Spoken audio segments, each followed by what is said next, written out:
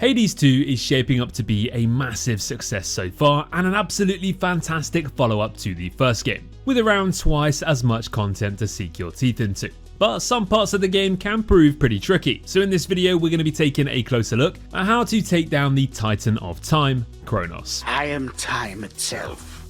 What are you? There will likely be some spoilers in this video guys, so watch with care and let's get into it.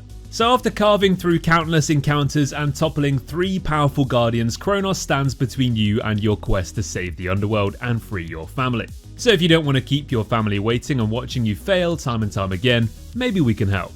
As the final boss of the underworld here, you don't get infinite chances to practice, as each attempt comes only after surviving an entire run. So here we're going to arm you with the knowledge, strategy and confidence you need to prepare yourself as much as possible to take this big bad bugger down. Okay, so before we get into each phase, let's start off with a few general tips. Firstly, you're going to want to take your time. You're better off going slow here and avoiding damage rather than spamming and rushing and forgetting to dodge. It's generally better to stay out of danger and wait until key attacks are over before you have a safe opening to sprint back in again.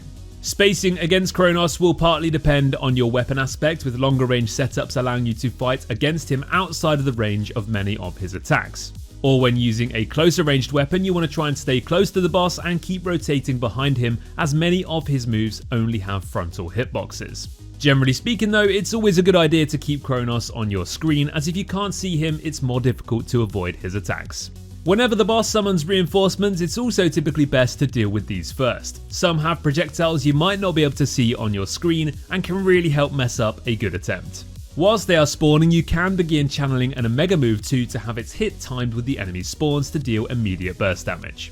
And finally guys, it's an obvious one, but practice makes perfect. Now despite all the tips and guidance in this video, sometimes nothing beats a bit of trial and error. So get those reps in and don't stress if it's taken you quite a few attempts to take this guy down. This is part and parcel of games like Hades, so live and learn or die and learn, and you'll get in when you're ready. Let's get into phase 1 then, and as soon as the encounter starts, you're going to want to dash away from Chronos and start dealing with the adds. Focus on avoiding Chronos' attacks, because getting hit by the Satyr summons is tiny damage compared to getting hit by a massive scythe. Speaking of the scythe, we have the Scythe Slash, and he has 2 timings of this move. One he channels for longer and one that comes out faster, and both of these can be avoided by dashing away from him. You can also dash sideways towards or through the boss if you time your dash at the moment he swings, but remember the Black Realm tears he leaves behind do explode after a few seconds and can hurt.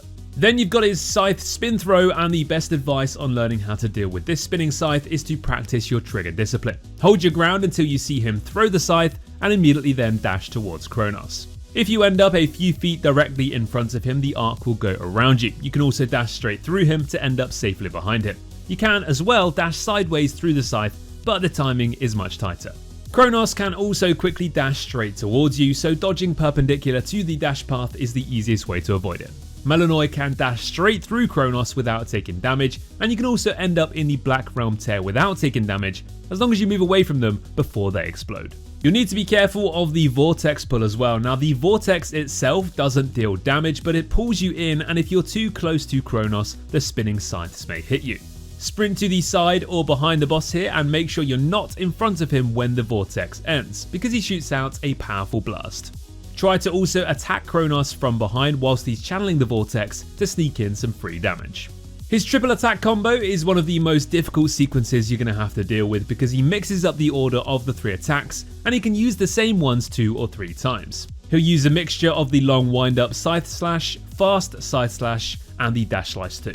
The best way to dodge this 3-part combo is to basically just keep your distance and then dash sideways for each attack, as all variations can be dodged with well-timed sideways dashes. Then we have the time bubble, so if you see a glowing bubble start to form around Chronos, immediately dash away from him. This attack doesn't move, so you don't need to worry about much apart from dodging it initially and then staying outside its AoE.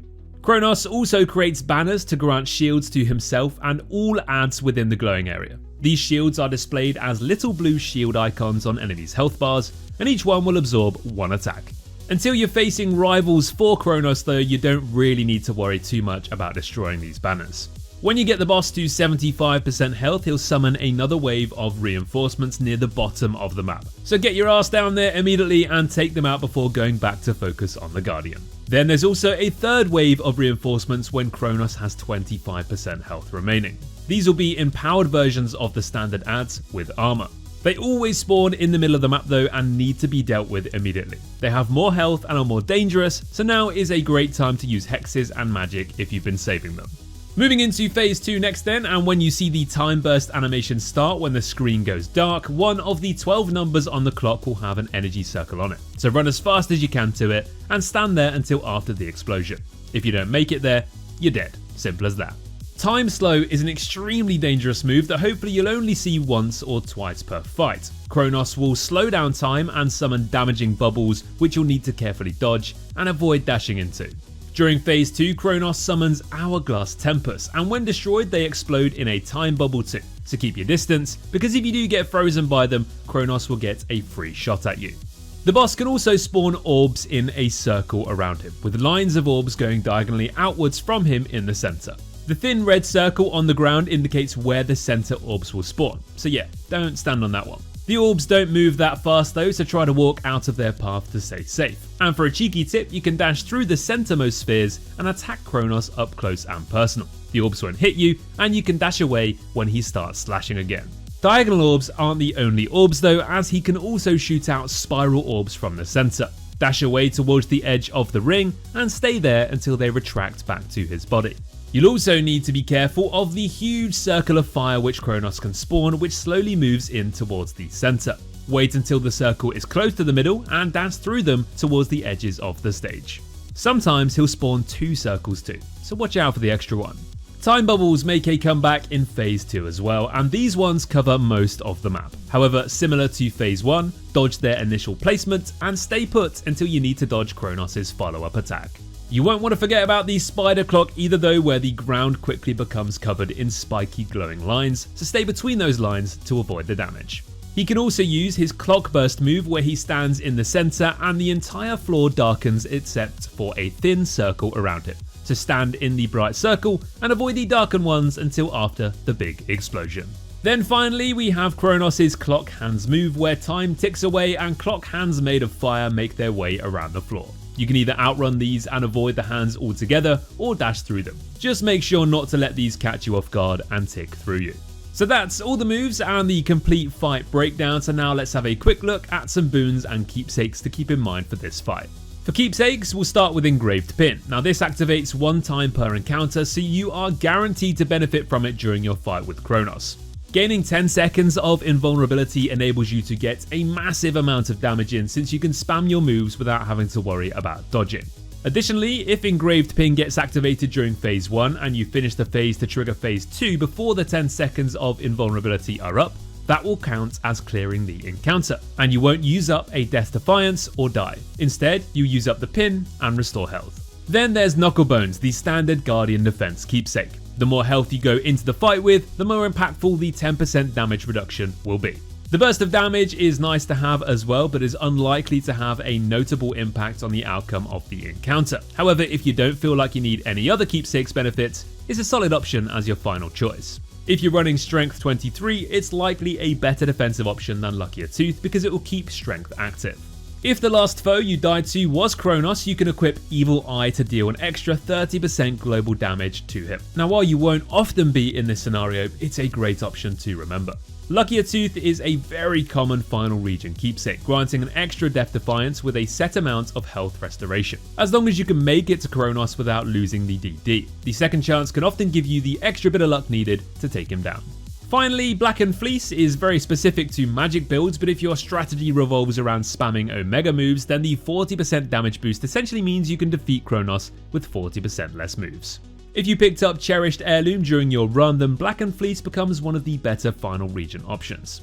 For boons, Hades offers some options that help you specifically in this battle against Chronos. We don't generally recommend choosing the Old Grudge boon because 20% off of only phase 1 is not as impactful as the rest of Hades' offerings.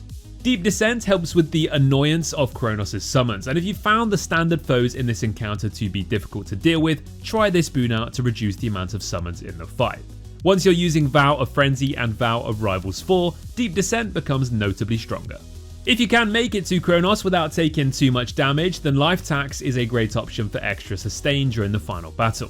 The rest of Hades' boons are pretty good too, and will all depend on your build and playstyle. So don't be afraid to try them all out a few times and see what works best for you.